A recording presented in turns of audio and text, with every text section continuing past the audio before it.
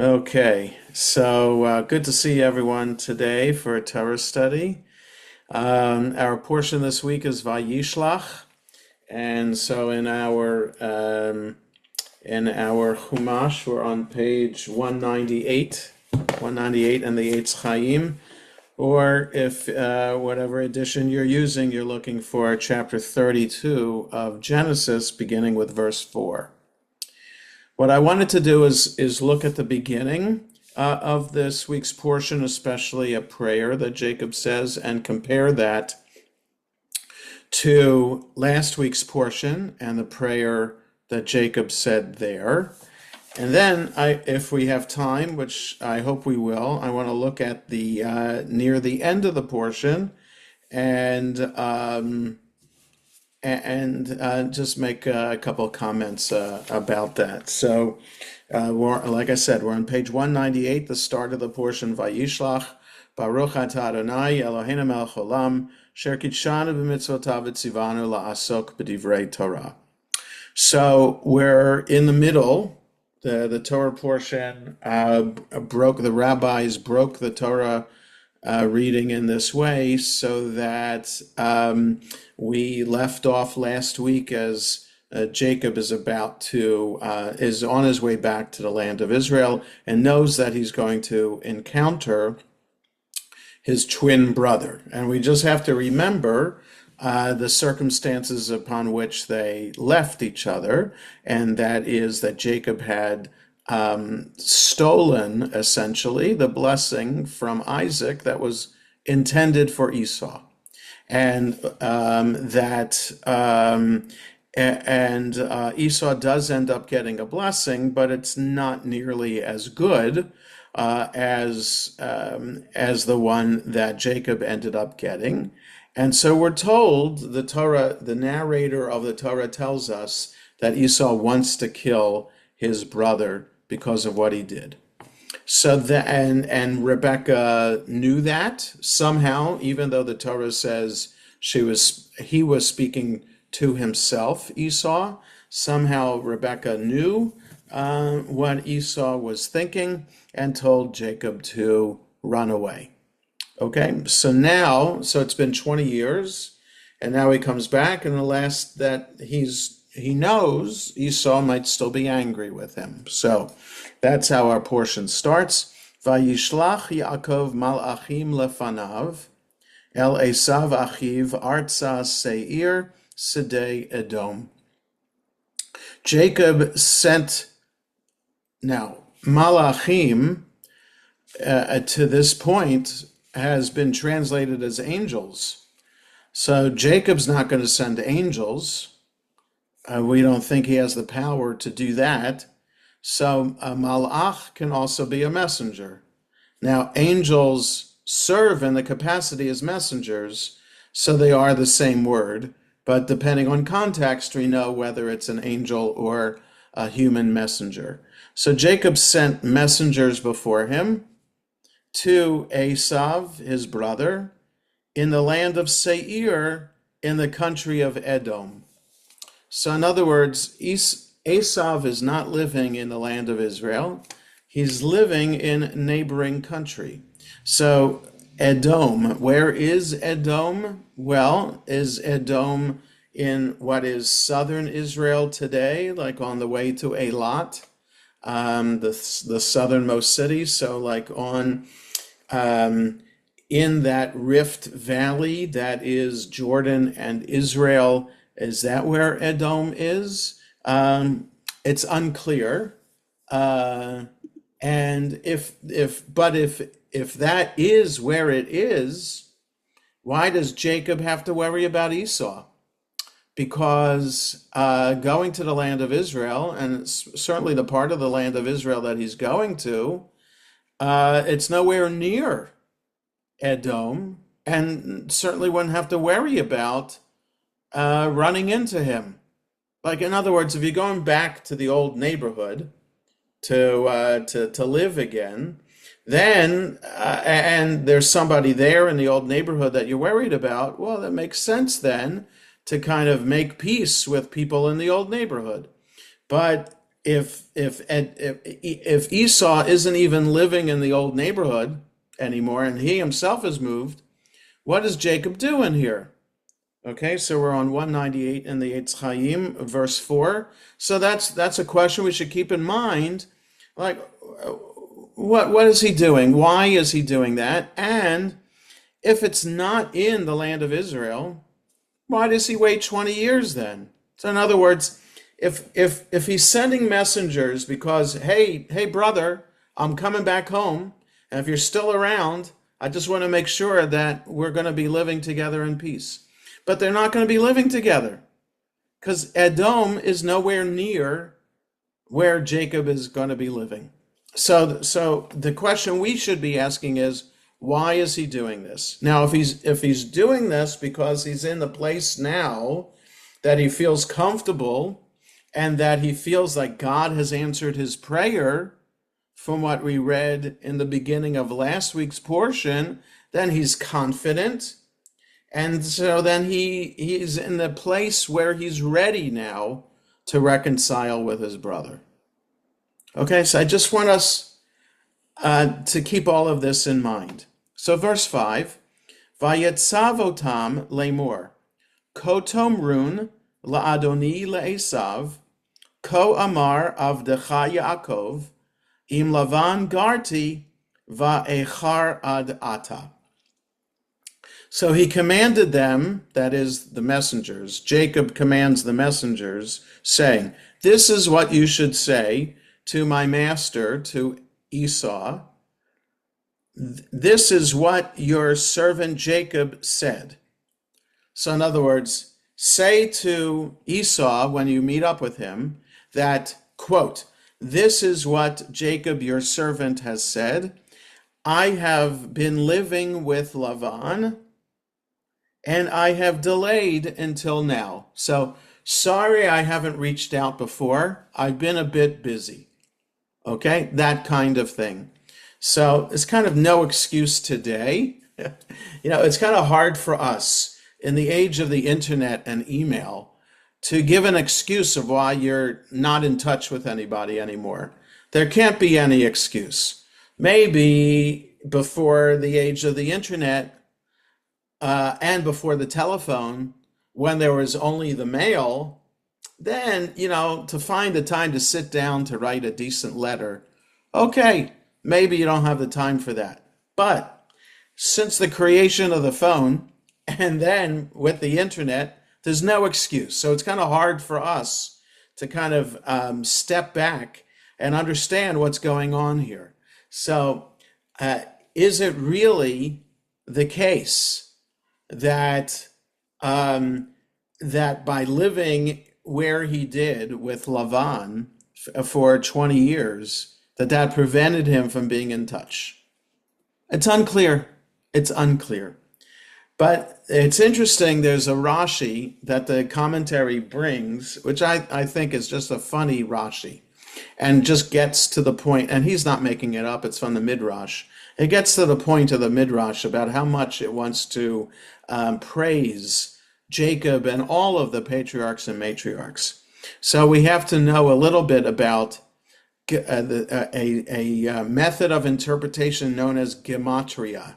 So gematria is taking each Hebrew letter and having a numerical equivalent for every Hebrew letter of the alphabet, adding up the number, and either the number itself is significant or creating another word that adds up to the same number.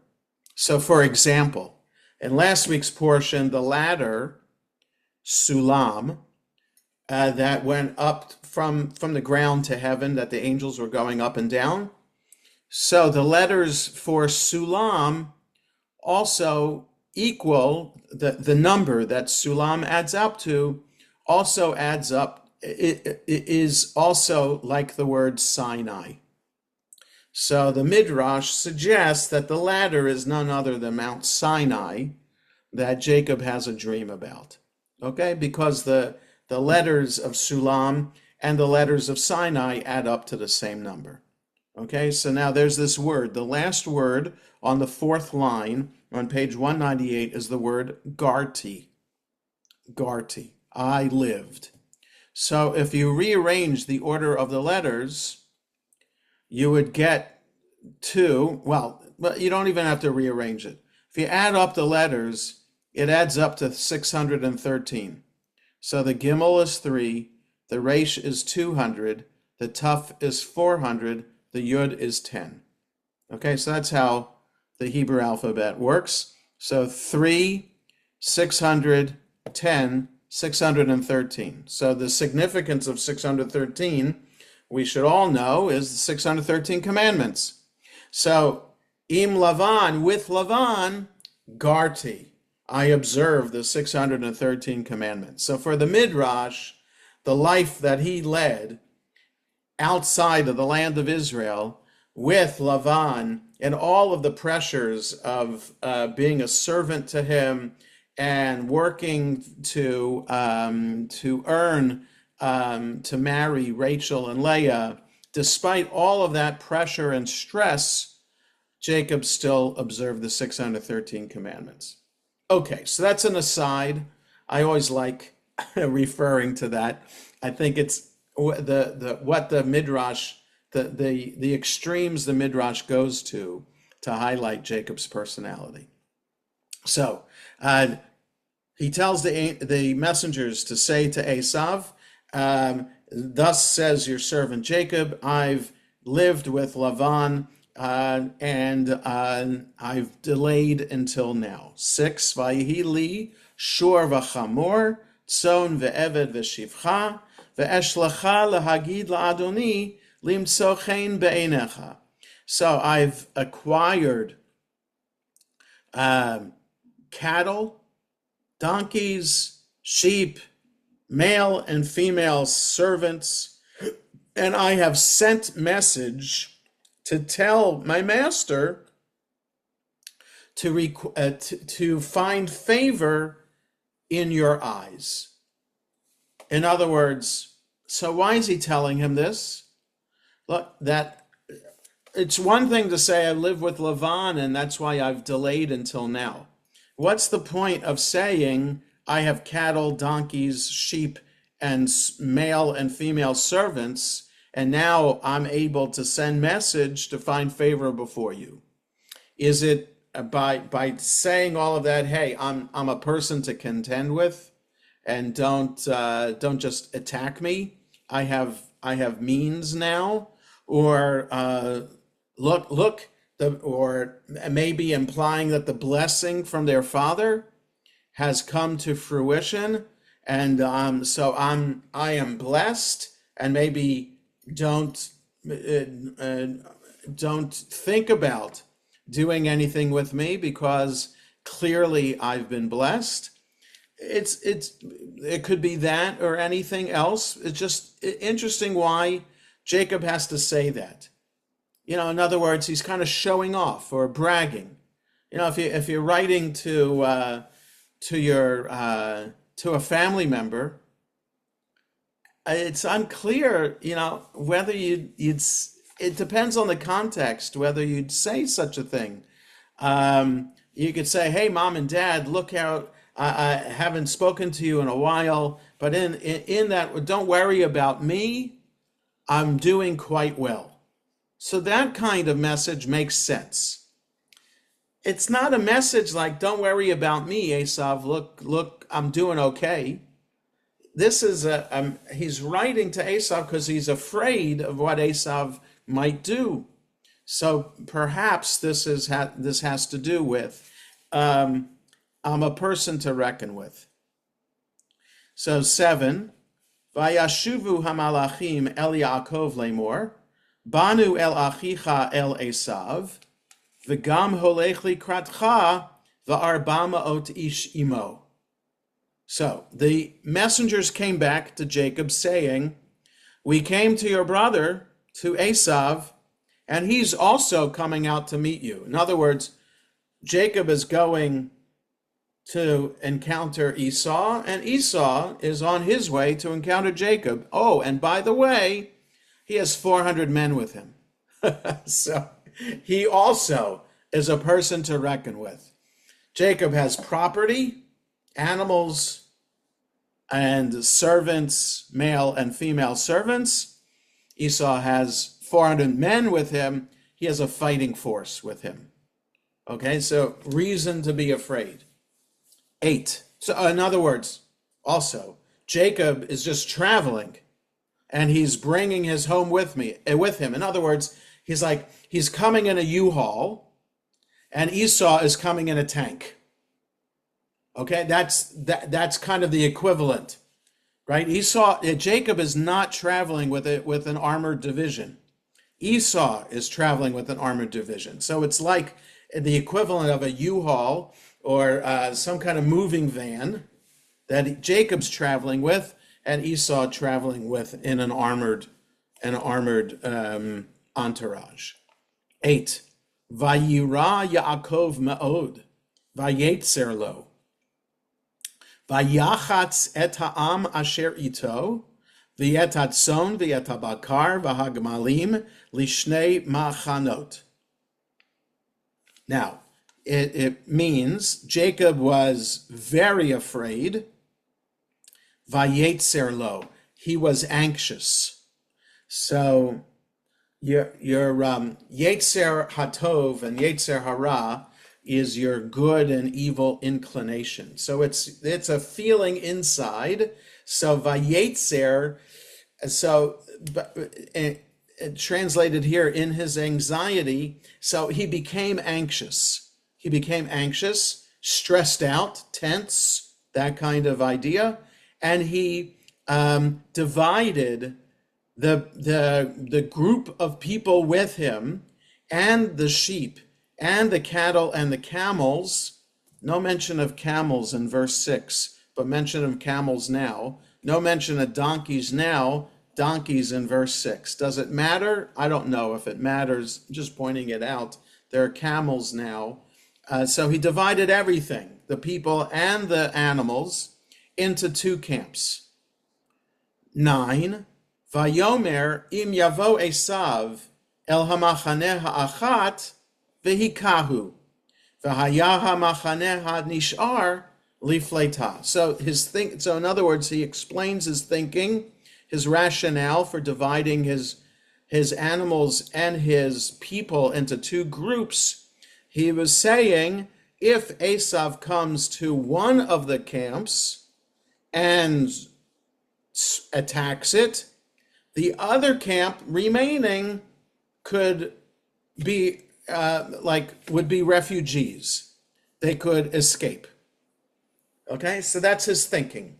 So he knows that Esau's coming in with 400 men, and so he has to think strategically. How can I make the best of this and still survive in some way? Okay, so this is the background now to verse 10. So this is what Jacob knows and what we know about what's about to happen. Esau's coming with 400 men with him, which by all intents and purposes means they're armed men. Okay, so he's prepared for the worst. Now, verse 10.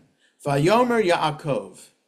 So Jacob says, Elohei avi Avraham ve'Elohei avi Yitzchak, Adonai haomer Elai, shuv la'artzecha u'lamoledetecha ve'etiva imach.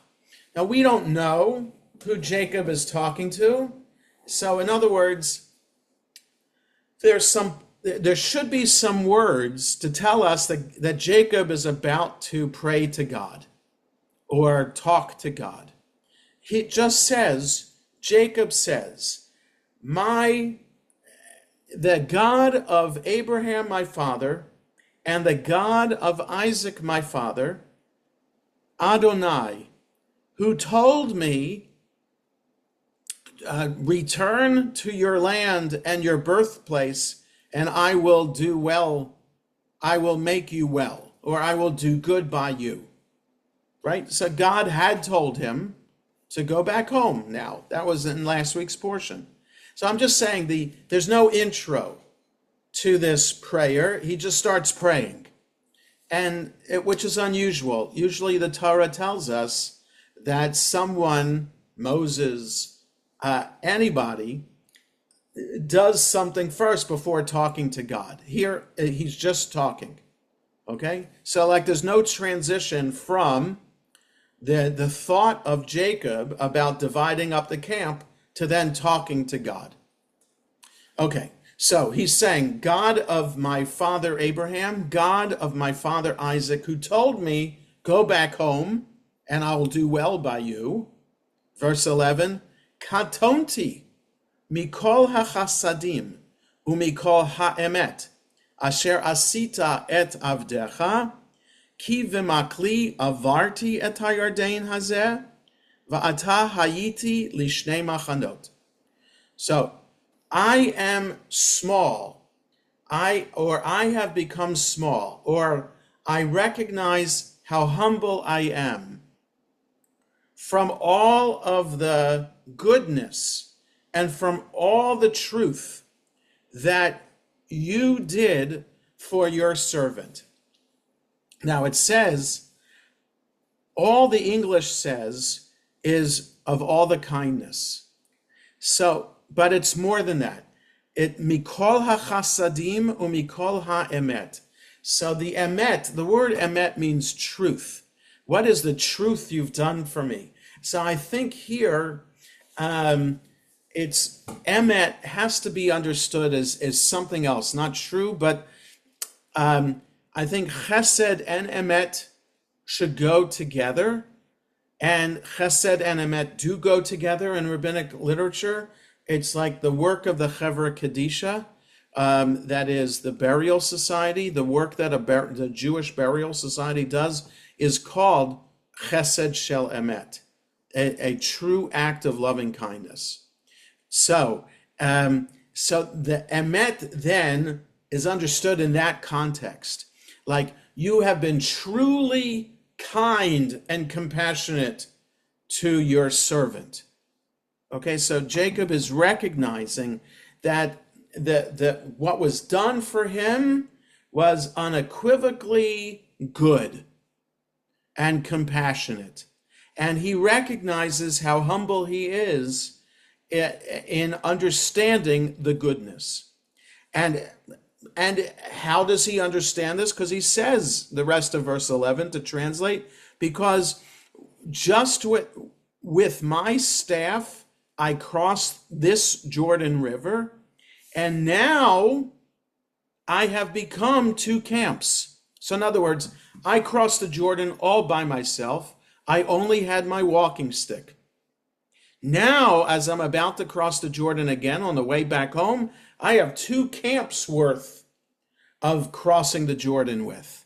It's not just my walking stick. I got two camps worth of people and animals. So, and Jacob then is saying not how great he is himself, but he recognizes he wouldn't be like this without God's true acts of kindness and compassion to him. Okay? Now, so with that, it's kind of like a background. How do we start the Amida every day, 3 times a day? Eloheinu v'Elokei Avotenu, Elokei Avraham, Elokei Yitzchak, v'Elokei Yaakov, Elokei Sarah, Elokei Rivka, Elokei Rachel, Elokei Leah, Ha'el Hagadol, Hagibor v'Hanara, El Elyon, Gomel Chasadim Tovim. Okay, so every day, 3 times a day, we elaborate on this same formula. We are talking to the God of Abraham, God of Isaac, God of Jacob, God of Sarah, God of Rebekah, God of Rachel, God of Leah, the supreme being of all beings who bestows kindness. Okay, so this formula here is a formula that is known to us when we pray to God every day. Now, so after you praise God, then you can ask. You can ask your question, or you can make your plea before God. So what's Jacob's plea? Verse 12, Hatzileni na miad achi miad Esav, ki yarei anochi oto, pen yavo vehikani aim al banim. Save me, please, Or, I pray, save me. The na could mean please, or it could mean I pray. Like it's a word that means pray.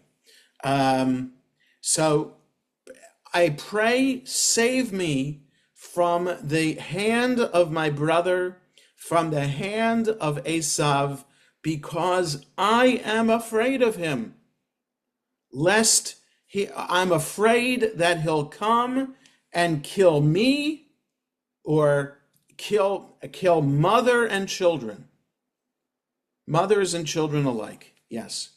Save me from this potential attack, this potential gruesome attack.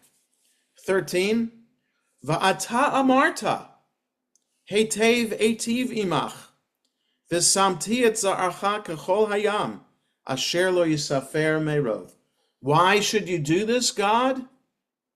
Because you said, I'll be good to you, and I'll make your descendants like the sand of the sea, that can't be counted because of how many they are. So in other words, if you're going to let Esav attack, you can't let Esav attack because you promised that my descendants will be like the sand of the sea. If you let Esav attack, then you're going back on your word. And then I just want to point out the next word on page 200, Vayalen sham balayla hahu, and he slept there that night. Now I just want to point out that in Vayetze, it was reversed. So the beginning of Vayetze, just keep your finger here. If you turn back to page 166, Jacob goes out from Haran.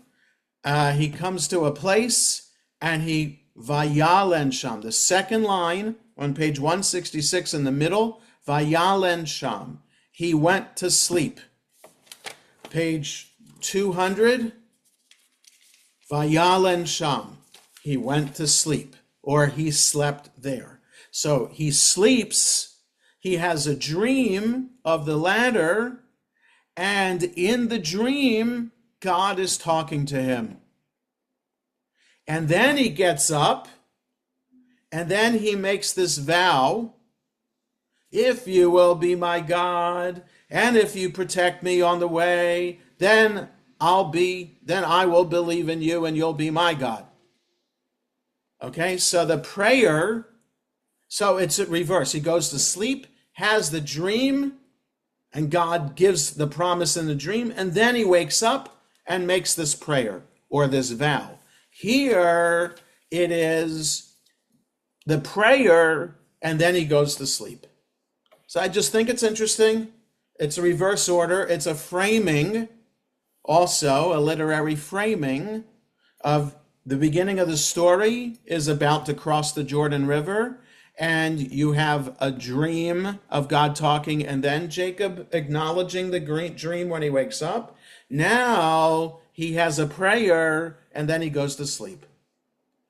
And then it's possible while he's sleeping, he has this wrestling match with the angel who then gives him the name Israel, or maybe it's in this hazy state in which, right, because we remember we talked about this last time, that Jacob wakes up from the dream, but then he gets up in the morning, right? So there's we weren't sure what that getting up was. Was it this, he's not quite awake yet, trying to figure out what happened? So it's possible the same thing is going here. Is he fully awake while he's wrestling with the angel all night? So we don't know, but I'm just bringing this up, and I'm not looking at what happens with the angel because I want to get on to something else, and just the reverse order. And I do want to point out also that Jacob's prayer here is a beautiful prayer. Katonti, I am small. I've become small. And the rabbis say that when we pray, we're supposed to be humble, and we're supposed to, and in fact, the attitude that we are supposed to have as religious believing people is one of humility, that we're supposed to recognize every moment of the day when we are awake, how small we are and how great God is, and that we should not be thinking about how arrogant we are, could be. We should not be thinking about our ego. Don't let our ego determine how we act, but rather move away from that arrogance to a mindset of humility, and that as a religious objective and a religious ideal is what we are supposed to do. It's hard to be humble, and it's hard, and certainly one can argue that one can't advance in one's career if one isn't humble. Just look at Juan Soto, for those who know baseball, and the contract that Juan Soto just got. You could argue that maybe his agent got it for him. It is the richest contract in the history of professional sports, of all sports, in the history of American sports. Okay, so $756 million. Hard not to be arrogant and think you are the best athlete in the world. Lori.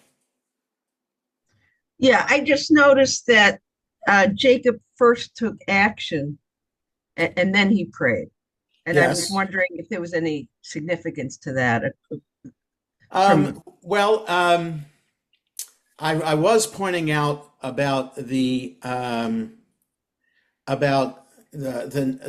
sleep and then the Mhm. prayer versus the prayer and then going to sleep, but the action, he's taking action and then he prays. So yes, I think we can make an argument for that too, that in other words, when we are in crisis, we shouldn't just rely on prayer to save the day, or to save us, but rather we need to do something ourselves as well. So in other words, what the rabbis would teach is that we have to work in partnership with God, that that we can feel as if God will answer our prayers if we also do something and make an effort striving to seek the solutions. In other words, if we pray for world peace, we shouldn't just expect God to bring world peace. We need to do something in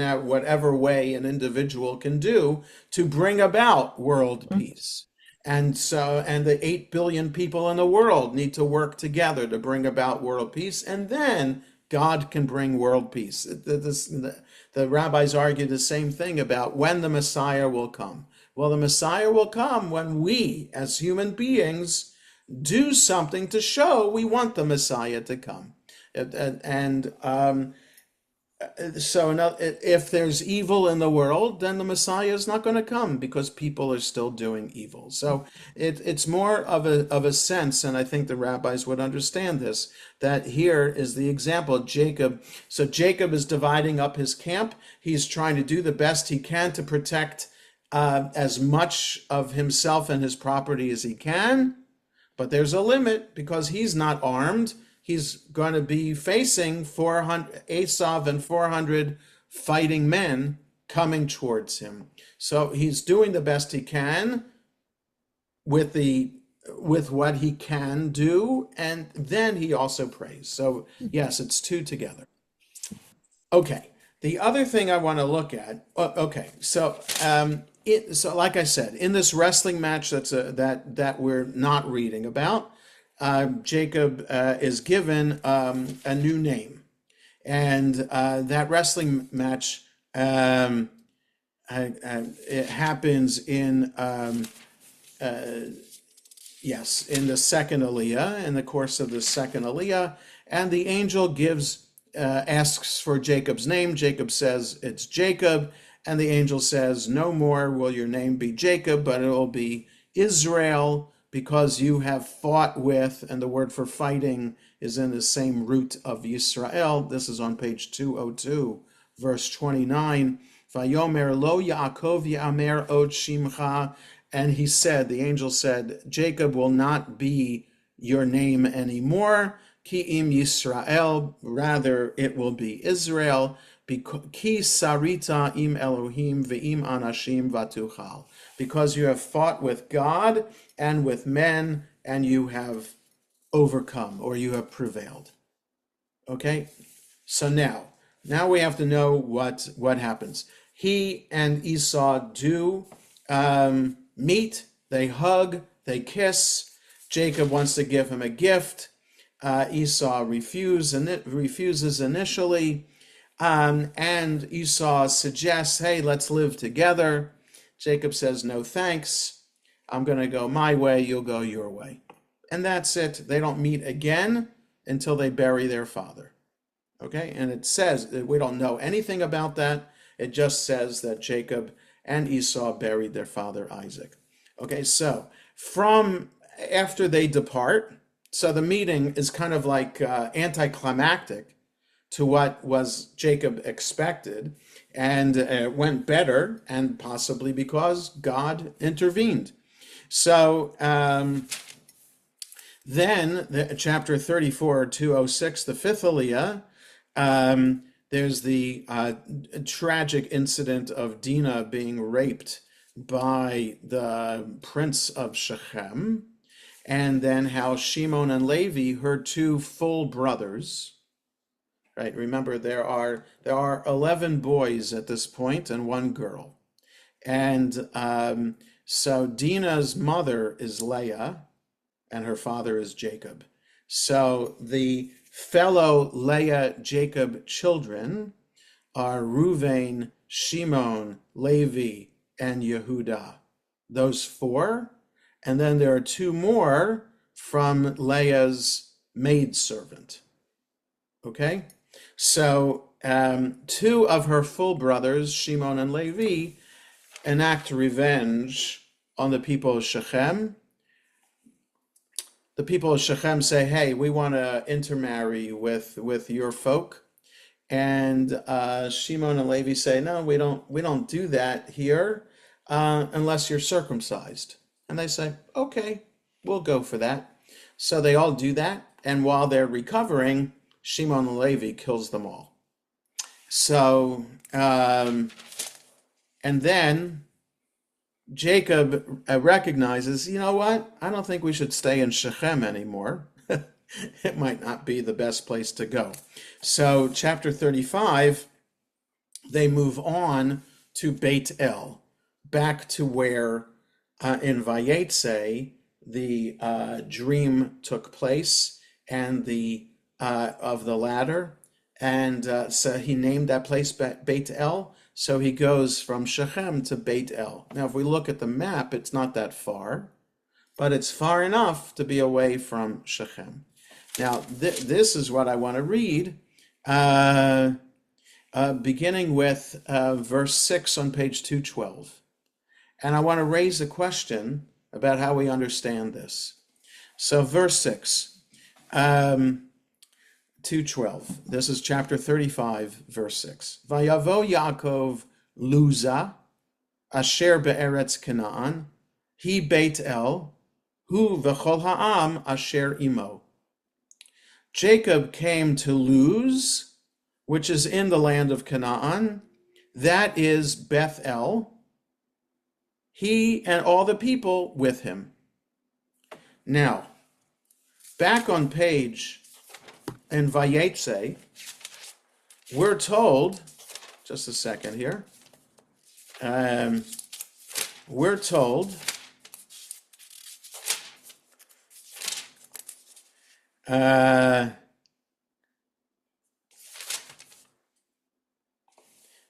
just a second.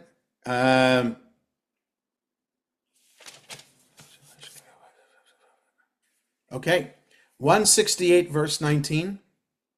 He wakes up from the dream, recognizes this is an important place. 168 verse 19. Vayikra et shem hamakom hahu Beit El. Ve'ulam Luz Shem Ha'ir Larishona. Jacob called the place Beit El, even though Luz was the name of the place to start with.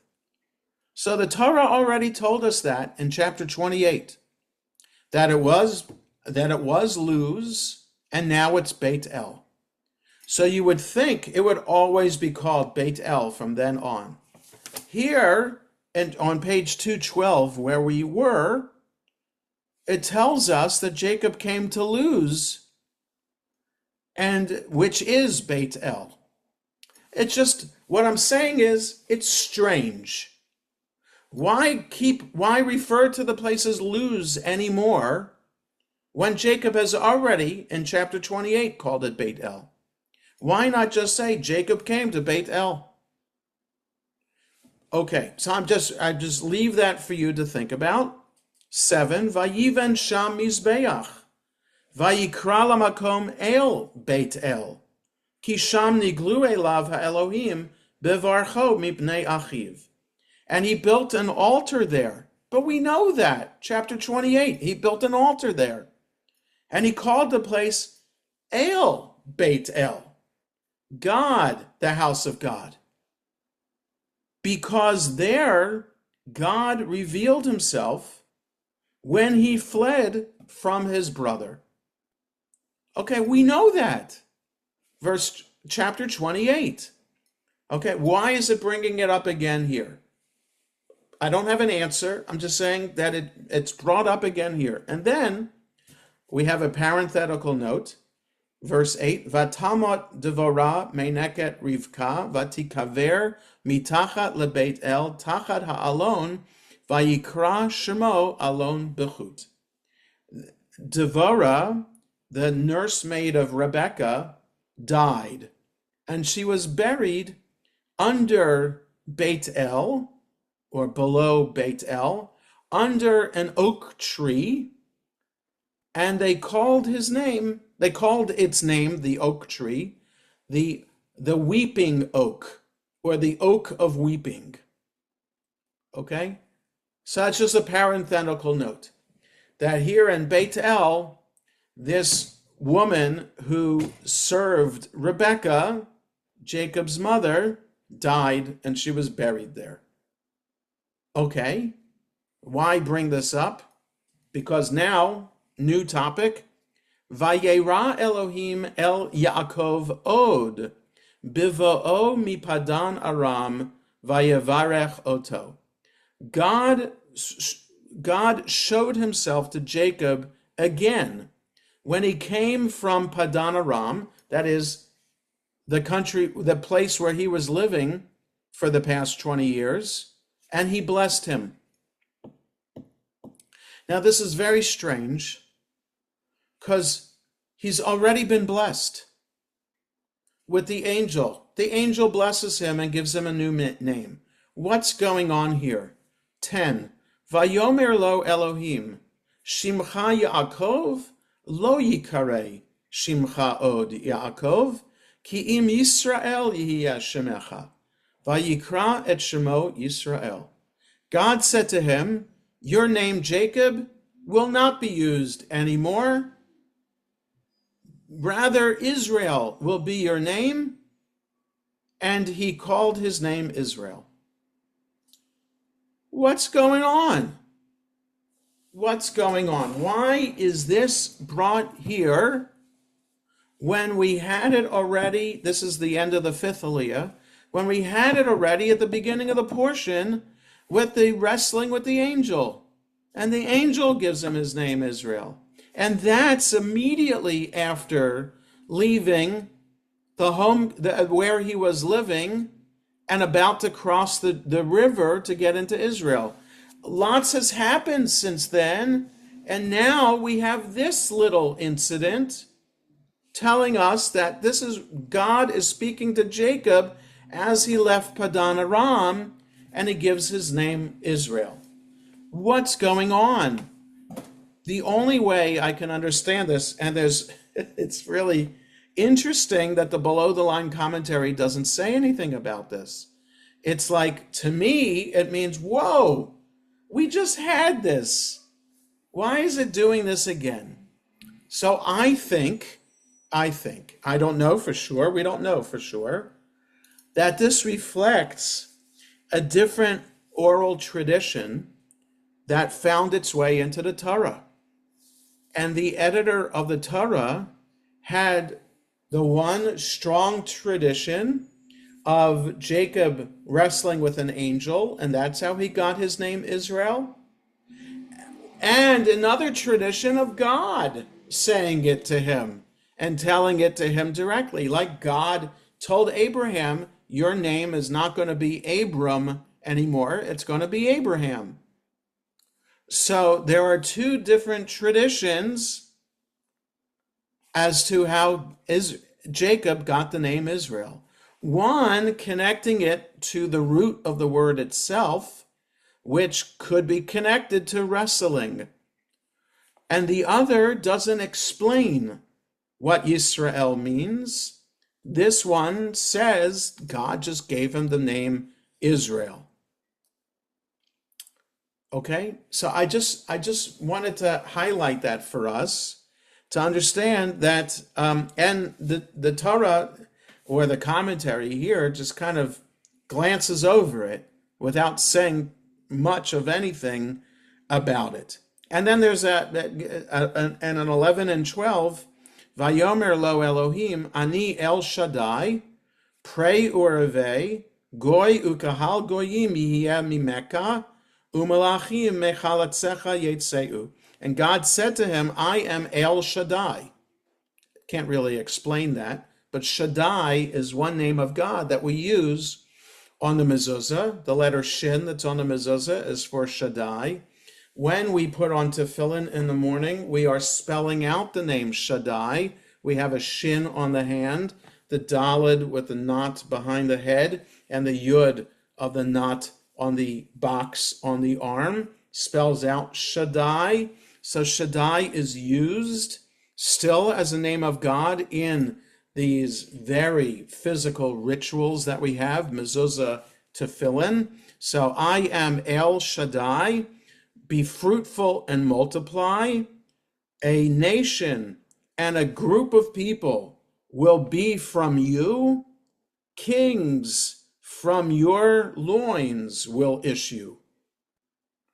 12, and it's interesting that the rabbis divide the prayer into two, ending the fifth aliyah with the first part, starting the sixth aliyah with the next part.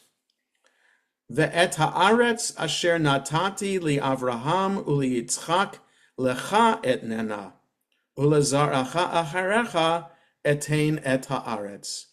And the land that I have given to Abraham and to Isaac, to you I have given it, and to your descendants after you I give the land. Okay, so again, we've had the promise before. God says the promise. God reiterates the promise. Why do we have a story here in which God is giving Jacob his name Israel when we had the more graphic story, dramatic story of Israel and the angel giving Jacob his name Israel? So again, I don't have an answer to it. I just say, I'm just suggesting that this is a remnant, one of the places in the Torah where we can see pretty clearly that there's something going on with the editing of the story, and that we have then even though the editor knows we should try to be consistent and have one story, the editor for some reason had to keep this in here. Bob. How do the ultra-Orthodox that take it far more literally deal with it? Right. So I think they would just see this as just a reiteration of what happened earlier, and not a different story, but rather a reiteration of what happened before. That Jacob, and that they would say Jacob of all of the three patriarchs needs a lot of encouragement and reinforcement. And that there are more times that God is speaking to Jacob than God has spoken to Abraham and has spoken to Isaac. So there could be something about Jacob's personality that God knows needs building up and care. And so that's why God is reaching out so much. And even though it looks like a different story, it's just a reinforcement. So that's the best I can do with it to make it to follow the ultra-Orthodox perspective that it's all one story and God wrote it. Because if God wrote it, it has to be perfect. God doesn't make mistakes. God knows about editorial style. And so it's here for a reason to reinforce what was said before. I'm just suggesting, in light of biblical scholarship, because I don't need, for my religious perspective, I don't need God to have written the Torah for me to base Judaism on it. I know that it is an ancient text, and it is a combination of a variety of oral traditions that came together early in Jewish history, whether in the time of King David or in the time of the exile in Babylonia. Still, we're talking 2,500, 3,000-year-old text, still an ancient text that serves as a foundation for who we are as a Jewish people and how we connect with God. So that, for me, from my religious perspective, my understanding of God and what I think God wants us to do, and how God directs us, it's not a problem for me. I don't see it as a theological challenge to suggest that there are different stories coming together in the Torah. Okay, but for the ultra-Orthodox, and some Orthodox, they find that idea is not a Jewish idea, and they need to see the Torah as one whole unified text. And so then it requires more interpretation and more challenging interpretation to make it all work. Okay, any other thoughts or comments? So just stuff for us to think about today with the portion VaYishlach. I hope everybody has a good rest of the day. Stay dry, and see you next Wednesday. Thank you. Bye, Thank thanks. you. Bye.